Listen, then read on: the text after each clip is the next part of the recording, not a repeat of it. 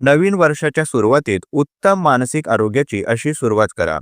नवीन वर्ष म्हणजे फक्त कॅलेंडर बदललं नाही, ते आपल्याला स्वतःकडे नव्याने पाहण्याची संधी देतं. विशेषतः मानसिक आरोग्याच्या बाबतीत अनेक मानसशास्त्रीय संशोधनातून एक गोष्ट स्पष्ट होते की वर्षाच्या सुरुवातीला जर आपण मानसिक आरोग्याकडे जाणीवपूर्वक लक्ष दिलं तर संपूर्ण वर्ष अधिक स्थिर, संतुलित आणि समाधानकारक जाऊ शकतं.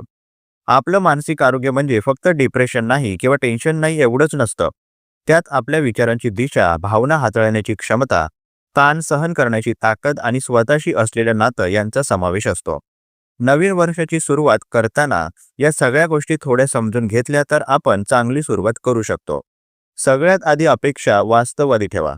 अनेक लोक नवीन वर्षात खूप मोठे संकल्प करतात.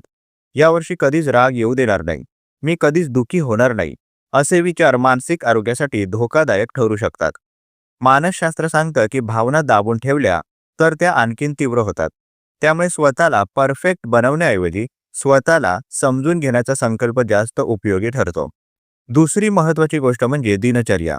संशोधनानुसार ठराविक वेळेला झोपणं, उठणं, जेवण करणं आणि थोडा शारीरिक हालचाल करणं याचा मेंदूवर सकारात्मक परिणाम होतो. विशेषतः सकाळची सुरुवात शांतपणे झाली तर दिवसात ताण कमी जाणवतो. नवीन वर्षात परफेक्ट रुटीन नाही तर सोपं आणि पाळता येईल असं रुटीन बनवणं जास्त फायदेशीर आहे. तिसरी गोष्ट म्हणजे सोशल मीडिया आणि मोबाईलचा वापर. अनेक अभ्यास सांगतात की सतत तुलना करणं हे चिंता आणि न्यूनगंड वाढवण्याचं मोठं कारण आहे. नवीन वर्षात प्रत्येकाच्या यश कथा पाहून स्वतःला कमी लेखण्यापेक्षा स्वतःच्या प्रगतीकडे लक्ष द्या. दिवसात ठराविक वेळ मोबाईलपासून दूर राहण्याचा छोटा निर्णय सुद्धा मानसिक आरोग्यासाठी मोठा फरक पाडू शकतो.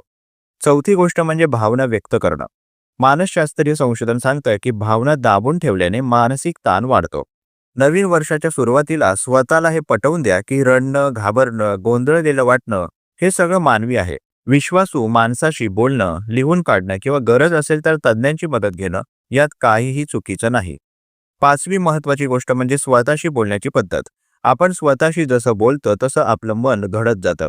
मी काहीच बरोबर करत नाही, माझ्याकडून होत नाही, असे विचार वारंवार मनात आले तर मेंदू तेच खरं मानायला लागतो. संशोधन सांगतं की सकारात्मक पण वास्तववादी स्वसंवाद मानसिक आरोग्य सुधारतो.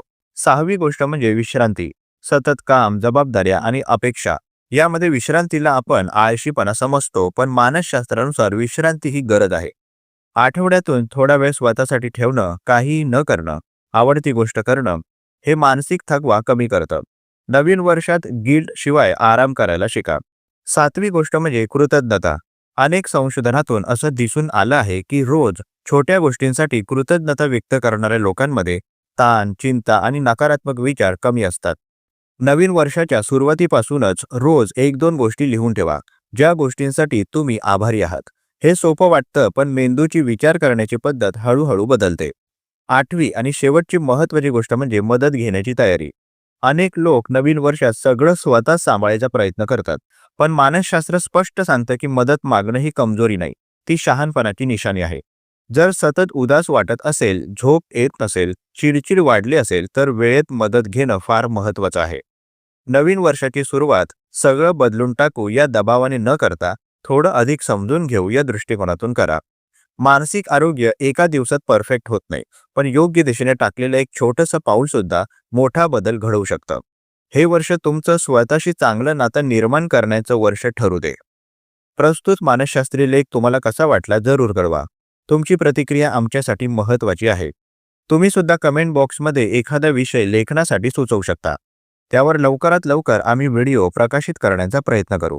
तसेच हा उपयोगी व्हिडिओ उपयोगी लोकांना जास्तीत जास्त शेअर करा. मानसशास्त्र संबंधित अशाच नवनवीन माहितीसाठी आम्हाला फॉलो करायला विसरू नका आणि आपल्या अधिकृत व्हॉट्सॲप चॅनलमध्ये सहभागी होण्यासाठी 9137300929 या क्रमांकावर व्हॉट्सॲप करा. तेथे लगेचच तुम्हाला व्हॉट्सॲप चॅनलची लिंक मिळेल.